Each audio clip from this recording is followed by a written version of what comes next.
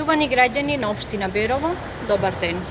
На помалку од 4 месеци до завршувањето на мандатот како градоначалник на општина Берово, да му кажеме на Пекевски дека будно ја следиме реализацијата на неговата програма за живот во Берово, баш како што тој сака, и дека 60 проекти од програмата се со статус на нереализирани, 20 се во тек или со делумна реализација, а реализираните во целост во текот на овие 4 години на прсти можат да се избројат.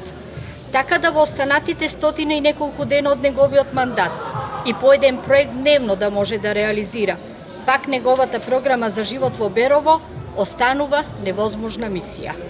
Програма за која вети дека во целост ќе ја исполни, за живот за младите и возрастните, за живот за занаетчиите, за вработените и невработените, за живот за земјоделците, сточарите, пчеларите, ловците и риболовците, за живот за децата и пензионерите, програма за живот за сите граѓани на општина Берово.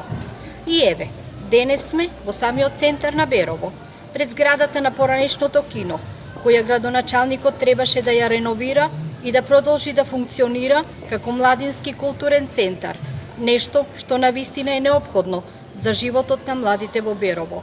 Младински културен центар, многу звучно име и убаво за уши, но ништо реализирано, па и самите погледнете како е пак за нашите очи. За да ги задржи младите во Берово, да останат народното огниште и тука да создаваат успешни приказни, оти тоа баш така го напишавте во вашата програма и оти и тоа остана само убаво да звучи. А успешните приказни за жал на сите родители, младите продолжуваат да ги пишуваат насекаде по белиот свет, а во Берово се повеќе домови се празни, се повеќе куќи се со изгаснати светла, зашто никој повеќе не живее во нив. И толку од успешната приказна на градоначалникот за младите и нивниот младински културен центар. Може би затоа и ви беше толку смешно и го примивте како солена шега прашањето на новинарот од порталот Малешнет, дали повторно ќе се кандидирате за да добиете втор мандат за градоначалник на општина Берово. Па изгледа, затоа и одговорот ви беше многу чуден и неразбирлив. Слушнавме одговор дека, доколку ја добиеме довербата на граѓаните, тука сме да влеземе во нова битка за нов мандат. И сега на вистина успеавте да не збуните.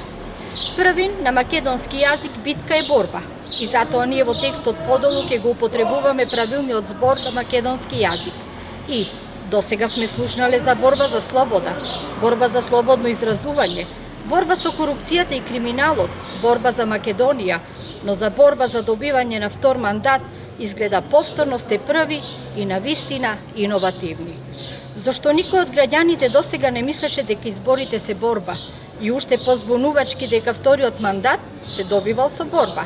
Сите граѓани досега мислевме дека тоа е наше демократско право на избор, со гласање на гласачко ливче на денот на изборите. А може би и не треба да се чудиме, бидејќи не остваривте скоро ништо со програмата Живот за сите, па може би вашата стратешка цел во новата програма ќе ви биде борба и наместо програма за живот, сега ќе имаме програма за борба за втор мандат за градоначалник. И бидејќи некако не можеме да ве перципираме како новиот Че Гевара, изгледа дека вие сте нашиот беровски Макијавели, водени од мислата дека целта ги оправдува средствата.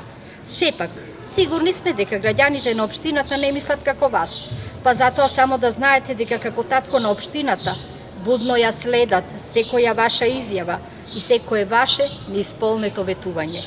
И само во едно се согласуваме со вас, дека на крајот на изборниот ден граѓаните ја даваат довербата, но не со борба, туку со демократски даден глас на изборите. Ви благодарам.